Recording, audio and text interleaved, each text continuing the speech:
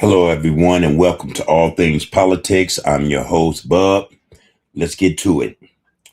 Niger is back in the news because it seems as though France continues to attempt to destabilize that government as well.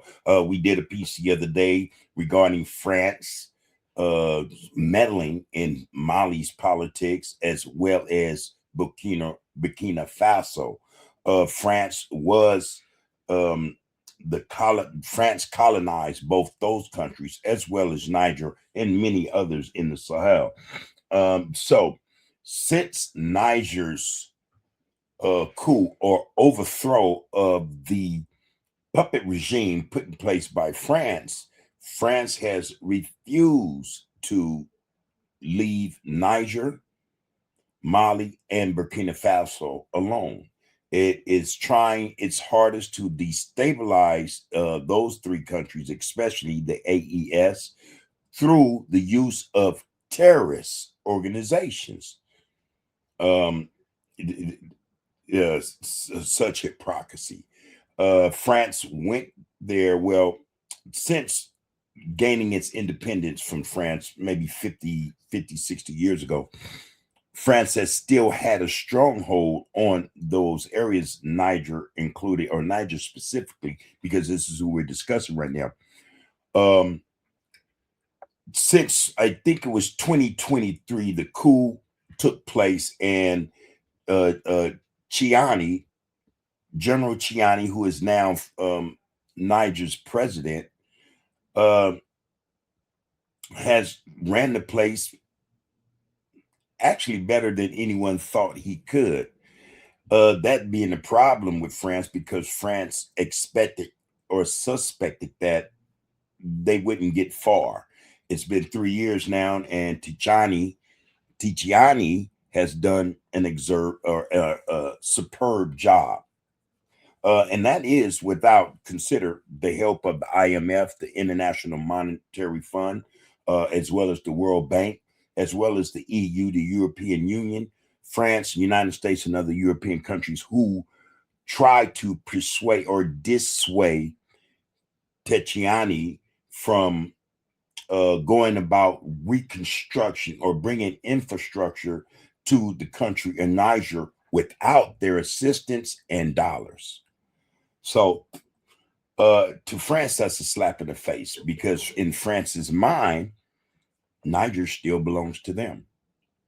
France, for the last 50 or 60 years since Niger gained supposedly its independence, France has been there, has not left. Its mining companies are there until recently. Its military was there until recently, and certain government officials were there until recently. And that will also include NGOs of these non-governmental organizations, supposed to be these organizations that have nothing to do with the governments that they come from. Come to find out, they were all spies. Go figure. Who couldn't have figured that out? Anyway, so France has a problem with Niger. And that problem being that Niger has cut France off from basically free uranium. France depended on Niger, Mali also to some extent, and maybe Burkina Faso for its uranium, but mostly Niger. They were getting it for pennies below the dollar. All right. Lighting up and the whole of France, fueling its nuclear power plants, while Niger lived in darkness. So the coup occurred, and Tatiani decided enough was enough. Kick the government out, kick the military out, and kick the corporate businesses out of France, mining businesses out as well. They've been running the country by themselves. Now, that's not a good look for France. So France has taken it upon itself to destabilize, again, not just Niger, but also Burkina Faso and Mali. And they are hard at work. And it's alleged that they are hard at work with the Zionist regime Israel, with Ukraine, And of course, the United States is CIA, all allegedly, okay? Wink, wink. This is a serious matter because here we have African nations fending for themselves, not asking for a handout, taking it upon themselves to be accountable and responsible, not just for the country and its resources, but the people in the country who need the resources. France and Western powers are not having that. They're not happy. We included a video we would like to share with our viewers to give you guys more introspection on this or insight in terms of what we're discussing. This is something to behold for sure. And this video is courtesy of Make Africa Great. All right.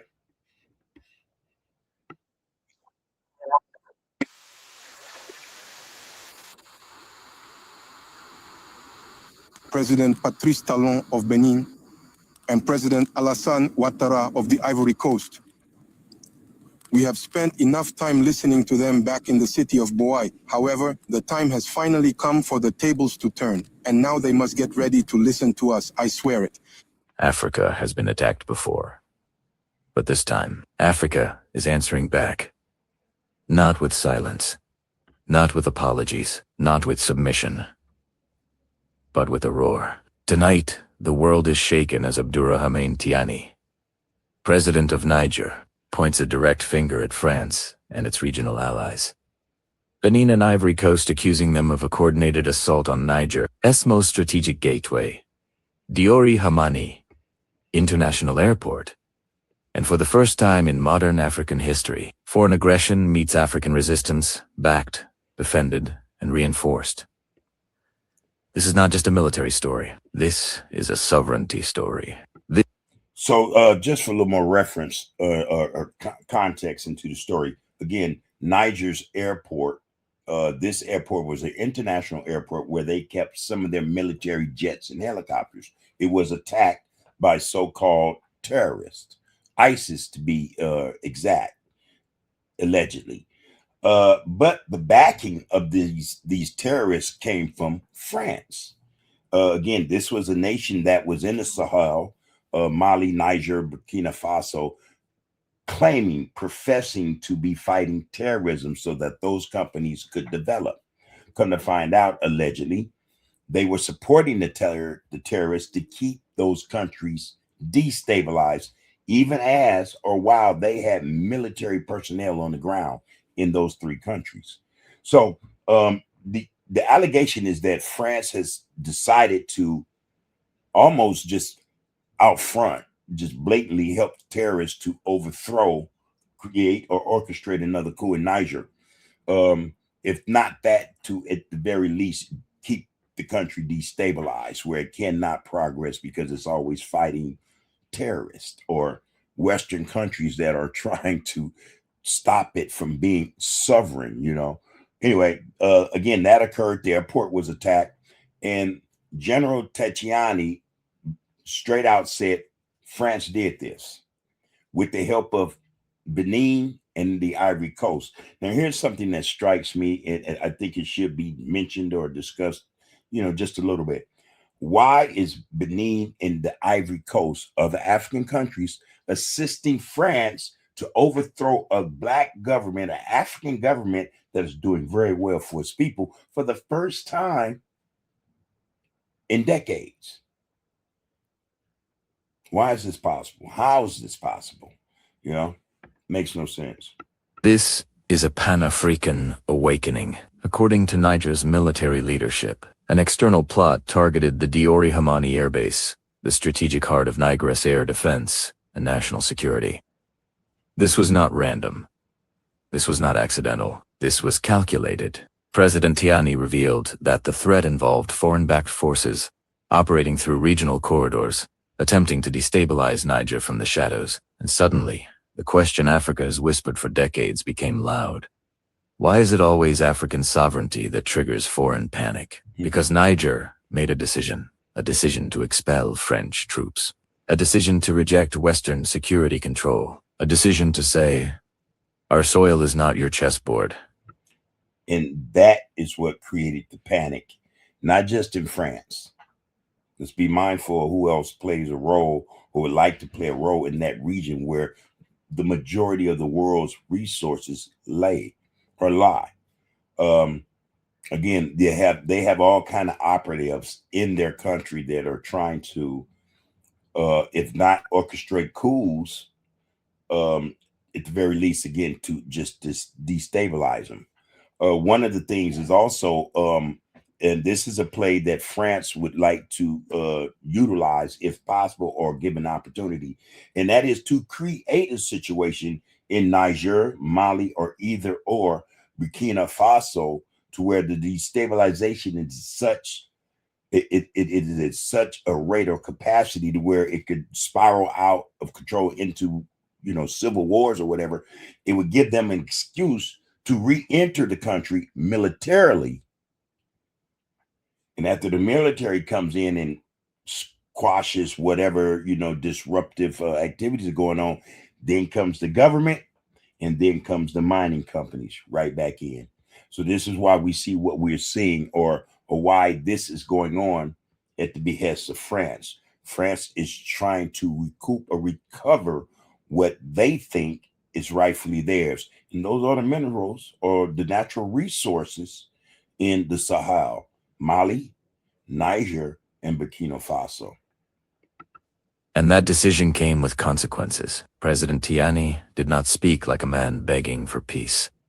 He spoke like a leader warning aggressors. Those who threaten Niger should be ready to hear us roar. This was not rhetoric. This was not bluff. This was a message to every power that believes Africa must always kneel quietly. For decades, African leaders were trained to lower their voices when Europe frowned, to soften their language when Paris called, to consult foreign embassies before defending their own people. Not only that, but to consult them anytime they wanted to start a project in terms of improving their infrastructure. They had to get okay from not just the French government, but the World Bank and the IMF just to start or to receive the funding for these projects. Since the ouster, though, of France, since the ouster of the French government, the ouster of France's mining companies, and since the rejection of IMF and World Bank funds, Niger has gotten the job done. Without what they were told initially, without the help, they would not be able to accomplish or achieve. There's a different picture evolving or coming into view in Niger as we speak. General Tatiani has done outstanding work for the Nigerian people.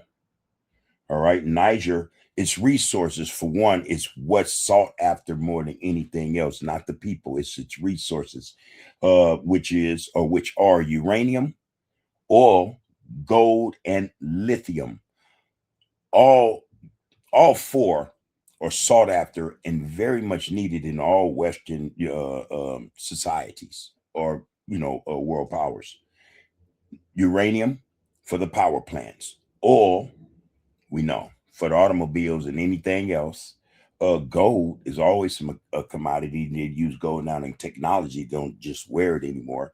And lithium is the thing that's needed or is becoming that thing which is more sought after, because lithium is what these rechargeable batteries for these automobiles and other appliances use to start these motors in these cars and certain appliances and things like that.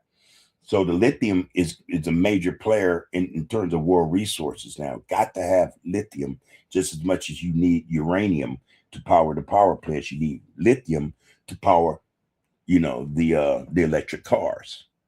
So one thing for sure, though, he's protecting the resources of Niger, and in doing so, what he's decided to do, or what what we've come to realize he's done in the last 3 years, is he's developed energy infrastructure, refineries. Oil. They refine their own oil now, and they share the oil. They supply Mali and Burkina Faso, amongst them three, with the oil.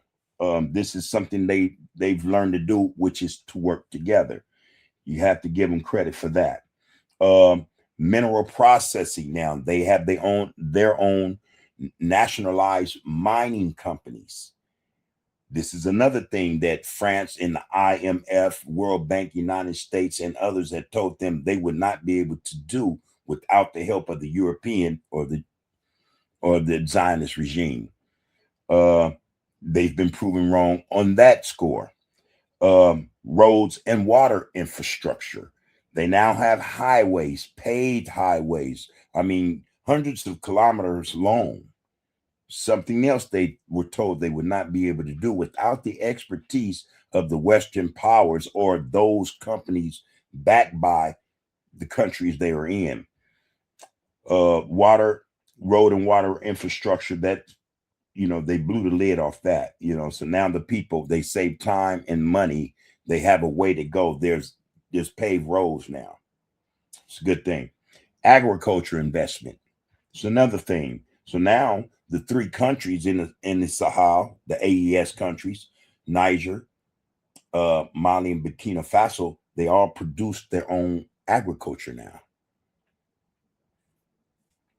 Smart. Feed your own people. Take care of your own people. Okay. They did, like I said, they nationalized their country's assets. Niger Lick is a Niger electric company or a conglomerate that they put together, which now provides electricity for most of the urban areas of Niger. They're working on completing that process, or that part of the infrastructure, to span out into the rural areas. They're talking about lighting up the whole place, and last but certainly not least, is they have constructed a military infrastructure that is 99th in the world. Not bad.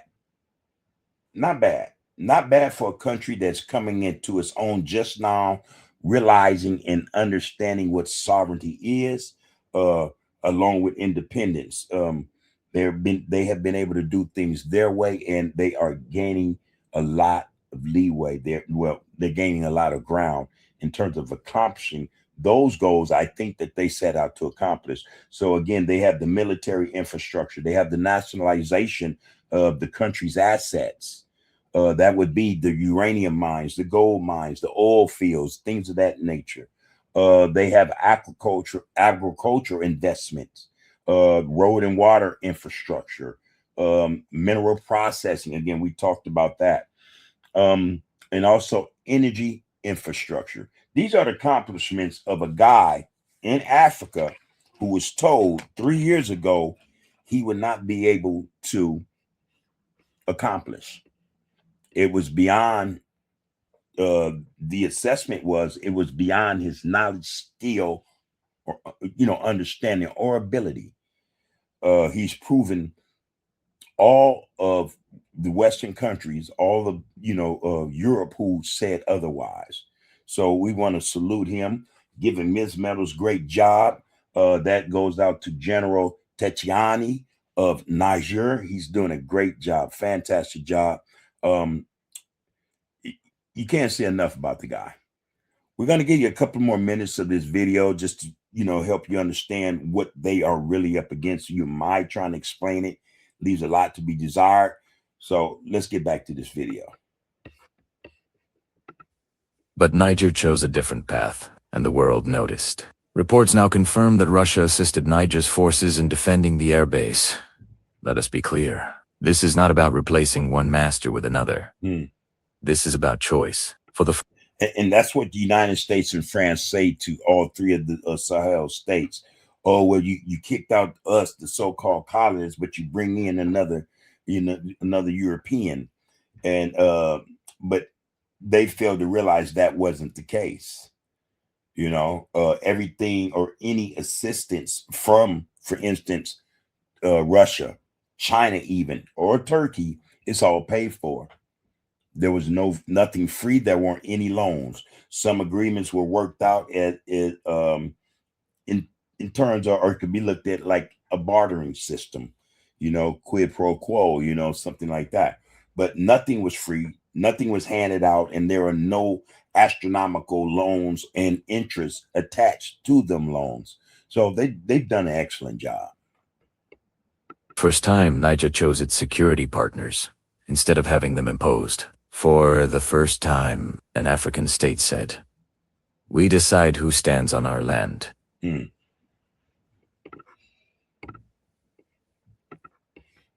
that something?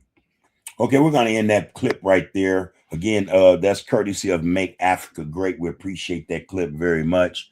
I think that piece was an exceptional piece, just as Mali was and Burkina Faso. Like I said, all three of those nations are doing better than fairly well. They're doing exceptionally well, considering that the assessment was, or the prognosis was, they weren't going to be able to make it. They would not make it. I'd like to add into another country who's becoming a part of the AES, and that would be the country of Chad. They're hard at work at cementing that allegiance to the Sahel, the AES. Can't wait to see what comes of that. Until then, peace to Africa, and take care of yourself.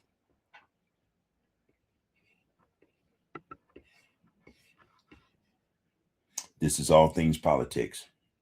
Have a great day.